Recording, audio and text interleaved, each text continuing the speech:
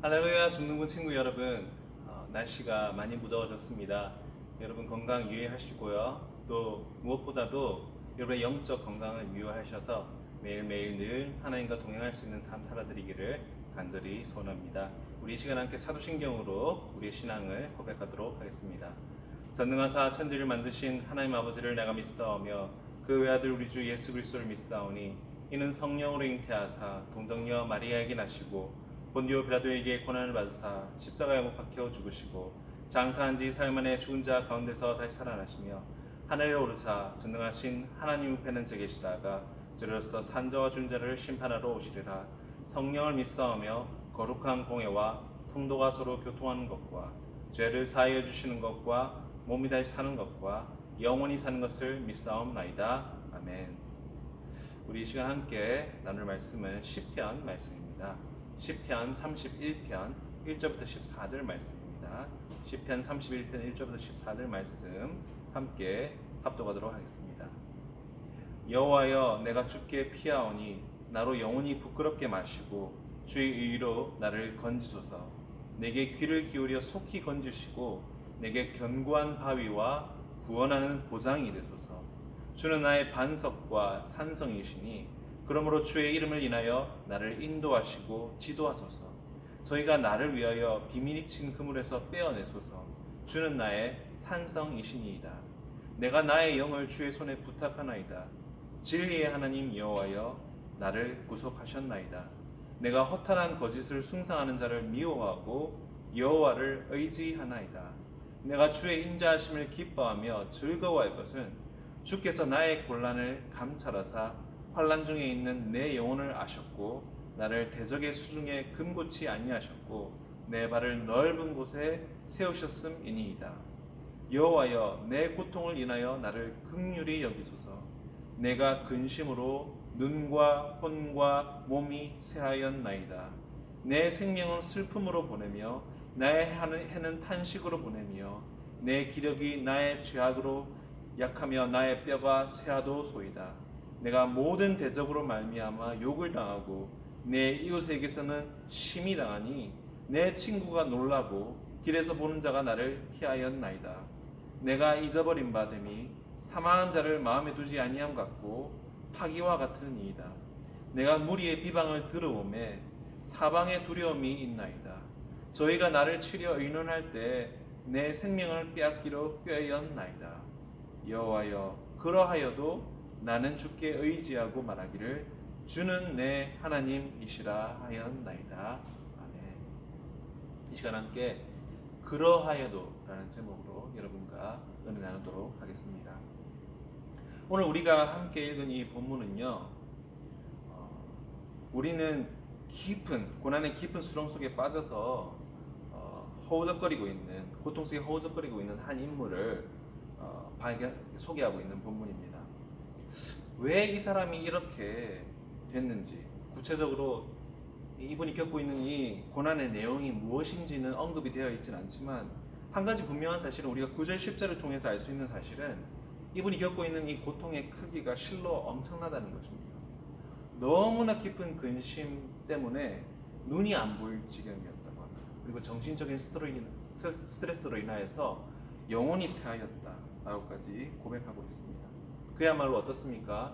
몸과 마음 둘 다 건강을 완전히 잃은 상태인 것이죠.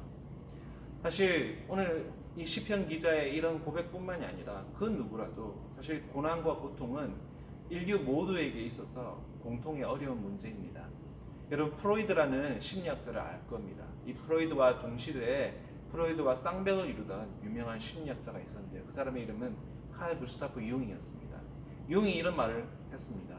고통과 고난의 문제를 해결하기 위해서 열심히 싸우는 사람의 모습은 마치 헤라클레스가 괴물 히드라와 싸우는 모습과 같다라고까지 얘기했습니다. 여러분, 헤라클레스라는 그리스 신화의 영웅은 아실 거예요.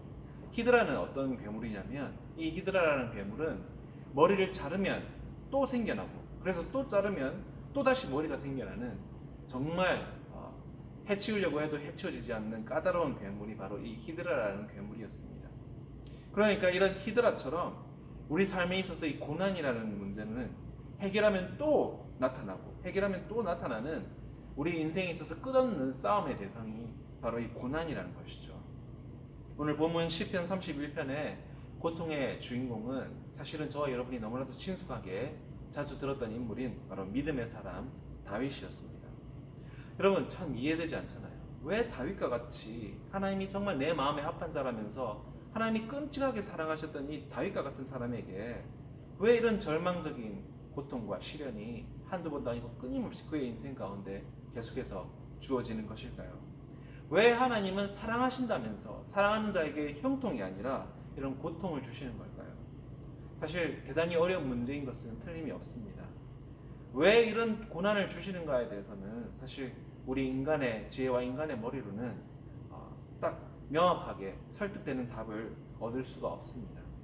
다만 우리가 분명한 것은 하나님을 잘 믿으면 형통, 죄를 지으면 시련이라는 공식이 모든 경우에 다 통용되지 않는다는 사실은 분명한 것입니다. 이미 우리가 그 사실을 우리가 욥의 경우에서도 확인을 했죠. 우리가 사는 세상은 어떤 세상입니까? 불완전한 세상이죠. 죄로 인하여서 타락한 세상이기 때문에 그렇기 때문에 의인이 고통받고 악인은 형통하고 승승장구하는 이런 모순과 부조리가 분명히 존재하는 세상이 바로 저와 여러분이 살고 있는 이런 불완전한 세상이라는 것이죠. 이런 부조리와 불합리한 이런 세상에서도 그럼에도 불구하고 분명한 것은 하나님께서는 여전히 그의 섭리가 한치의 오차도 없이 작동시키신다는 것이죠. 오히려 우리는 이 모든 일의 끝에서 결국 그 모든 일의 마지막에 가서는 결국은 고난과 고통조차도 우리 하나님의 선하심과 인자하심의 도구로 사용되었다는 점을 우리는 깨닫게 됩니다. C.S. 루이스라는 유명한 변증가가 있었습니다. 그가 말하기를 고난은 하나님의 확성기이다 라고 했습니다. 우리가 어떤 일에 고통을 당하면요, 가슴에 확성기처럼 외치는 소리가 있다는 것이죠. 우리의 마음에만 들리는 소리가 있다는 것입니다. 무언가가 잘못됐다는 비상벨이라는 거죠. 그래서 우리는 그 때문에 이 고난이 하나님께서 나에게 주시는 메시지구나, 우리가 받은 이 잘못된 방향으로부터 돌이켜서 나아가던 발걸음을 멈추고 방향 전환을 해야 된다는 하나님이 주시는 우리의 시그널이구나 라는 것을 깨닫게 하는 도구로서 고난이 쓰여진다는 것입니다.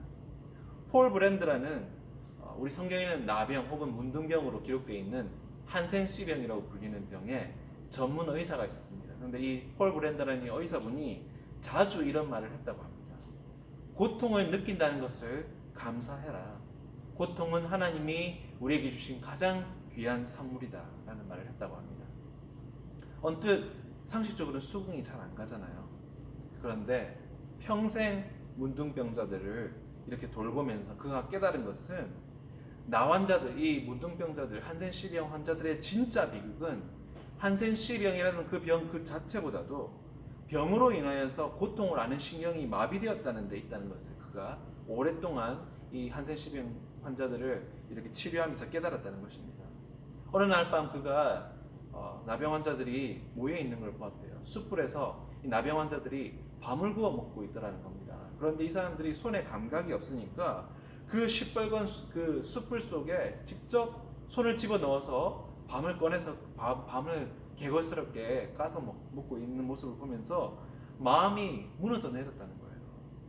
지금 자신의 손이 타는지 그 뜨거운 그 숯불에 지금 녹는지 알지도 못하면서 그렇게 허겁지겁 먹는 모습을 보면서 정말 비참하구나. 고통을 느끼지 못한다는 것이. 고통을 느끼지 못하기 때문에 이 나병 환자들은 코나 손가락이나 발가락이 떨어져 나가서 자신의 신체 부위를 잃어버리는 일이 허다했다는 것이죠. 결국 여러분, 우리가 뜨거울 때 혹은 아플 때 우리가 피하는 것처럼 결국 고통 때문에 우리는 고통 덕분에 우리는 사실은 더 큰 위험을 피할 수 있다는 것입니다. 그렇기 때문에 우리는 어렵지만 머리로는 쉽지 않지만 마음으로는 쉽지 않지만 고통을 주신 하나님께 감사해야 한다는 것입니다. 이런 육적인 부분만이 아니라 사실 영적인 의미에서는 더더욱이나 그렇죠. 만약에 인간에게 고통이 없다면, 고난이 없다면, 특히나 예수님을 믿는 저와 여러분에게 항상 축복과 좋은 일만 임한다면 아마 우리는 이 좋은 일 자체에 대해서 아무런 감사하는 마음이 없을 거예요. 다른 사람의 고통에 대해서 공감 능력이 완전히 제로인 것이죠. 이웃을 위한, 상대방을 위한 배려심과 이해심이 없는 그냥 무감정의 괴물이 되어버리는 이상한 세계 속에서 살게 될 것이라는 것입니다. 그래서 고난은 이런 의미에서 어떻게 보면 위장된 축복이라고 할 수 있는 것이죠. 그리고 더 큰 환난을 피하게 하시는 우리 하나님의 구원의 통로라는 사실입니다. 오늘 본문의 다윗의 경험을 통하여서 저 여러분은 어떻게 고난에 반응해야 될지 우리 함께 고민하고 배워봤으면 합니다.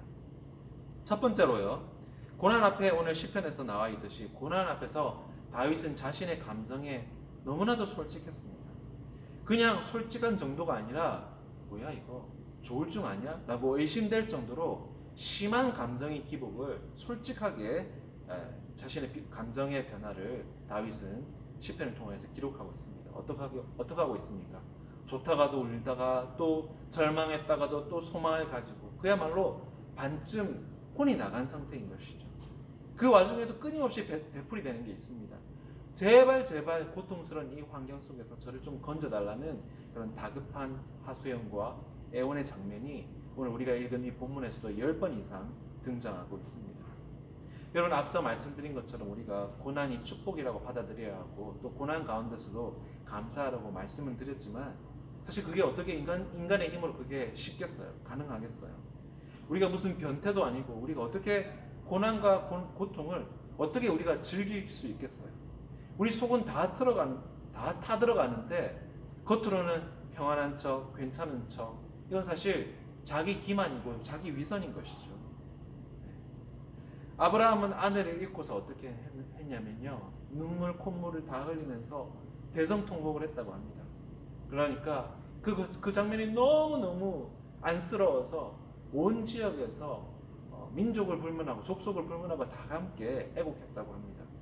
다윗도 마찬가지였어요. 다윗도 아들이 반란을 일으켜서 그야말로 제대로 걸치지도 못하고 잠옷바람으로 달아나면서 어느 정도 도망길 중에 도착하면서 그야말로 너무너무 비참하고 슬퍼서 신발을 벗은 채로 머리에 흙을 뿌리면서 침을 흘리면서 울면서 통곡했다라고 성경은 기록하고 있습니다. 친구 나사로가 죽고 나서 한참 후에 우리 예수님께서 도착을 하셨어요. 우리 예수님께서는 불가능이 없으신 하나님이시잖아요. 말씀만 하시면 나사로가 무덤에서 살아나올 것을 분명히 알고 계셨어요. 그럼에도 불구하고 주님은 나사로와 또 마리아와 또 마르다와 또 그 주위에서 함께 슬퍼하는 사람들을 보시면서 그 측은한 마음에 죽음 앞에서 슬픔 앞에서 인류 그 누구도 예외 없음을 정말 스스로 마음 아파하시면서 함께 비통해하시고 함께 눈물을 흘리셨어요. 있는 그대로 하나님이신 우리 예수님조차도 솔직하게 감정을 표현하셨습니다. 여러분, 하나님이신 예수님조차도 하신 이 감정 표현, 실로 하나님께서 저와 여러분에게 주신 귀한 선물입니다. 여러분, 아프면 아프다라고 해야 돼요. 슬프면 슬프다라고 감정 공유를 해야 합니다. 감정 표현을 해야 합니다. 고통을 부정하고 고난을 부정하지 말고 인정해야 합니다. 성경은요, 우리에게 고난당한 분들에게, 고통당하는 분들에게 성급하고 서툰 위로, 이성을 얘기하기보다는 합리적인 얘기를 하기보다는 그냥 함께 아무 말도 하지 말고 함께 울 것을 권면하십니다. 함께 슬퍼하는 것이야말로 진짜 위로인 것이죠. 우리 주님도 여러 말 하지 않으시고 그냥 함께 우셨어요. 여러분이 아프면요, 우시고요, 슬퍼하시고요. 아파하는 일을 보면 함께 슬퍼할 수 있고 함께 울 수 있기를 바랍니다. 두 번째로 다윗이 보인 반응은 그런 감정 표현 이후에 신앙을 의지하는 것이었어요. 여러분, 첫 번째 반응인 감정에 솔직해지고 또 함께 슬퍼하는 것은 굳이 믿지 않는 분들도 다 하는 것입니다. 두 번째 단계야말로 믿는 사람들과 믿지 않는 사람들을 근본적으로 차별화되는 것입니다. 14절, 오늘 우리가 함께 읽은 14절 본문 말씀입니다. 여호와여, 그러하여도 나는 주께 의지하고 말하기를 주는 내 하나님이시라 하였나이다. 여러분, 여기서 키워드가 뭐냐면요, 그러하여도입니다. 이 그러하여도에는 강한 신뢰가 담겨 있어요. 고난과 고통이 아무리 힘겨워도 하나님 때문에 소망이 있다는 고백인 것이죠. 예수님을 모르는 사람들에게는 이 그러하여도가 없어요. 이 그러하여도가 없으니까 낙심하게 되고요, 저주하게 되고요, 분노하게 되는 것이죠. 그러나 저와 여러분 같은 그리스도인은 오늘 본문의 다윗과 같이 그러하여도 아무리 힘들고 어려워도 그리 아니하실지라도 하나님께 나아갈 수 있다는 것입니다. 엘리 위젤이라는 유태인 작가가 있었어요. 이분은 400만 명이 넘게 학살당한 이 아우슈비츠 수용소에서 살아남은 생존자였습니다. 그는 그 어린 시절 남녀노소 할 것 없이 가스실로 끌려가서 죽었던 이때의 기억을 가지고 나이가 들어서 글을 썼는데 뭐라고 글을 썼냐면, 하나님은 죽었다. 분명히 죽었다. 그럼에도 불구하고 하나님이 살아있다면 나는 그런 하나님을 피고인으로 고소하겠다라는 글을 남겼습니다. 이것은 일반적인 세상 사람들의 일반적인 반응입니다. 하나님을 모르기 때문에 이런 비극적인 일들, 도저히 인간의 머리로는 이해할 수 없는 일들에 대해서 하나님을 원망하고 하나님을 비난하는 것이죠. 여러분과 저는 아무리 어렵고 힘들어도 그래도 믿고 의지할 분은, 그러하여도 찾을 분은 하나님밖에 없어 라고 고백할 수 있기를 소원합니다. 그래서 감정적으로 솔직하게 표현을 하고 감정을 공유하고, 그럼에도 스스로라든지 함께 신앙을 의지하고 그러하여도 여호와 하나님을 찾을 수 있기를 바랍니다. 세 번째로 다윗이 보인 반응은 감사였습니다. 감정의 솔직한 표현과 또 하나님을 찾은 이후에 하나님을 찾고 나서 드리는 것이 감사라는 것이죠. 19절에 이렇게 기록하고 있습니다.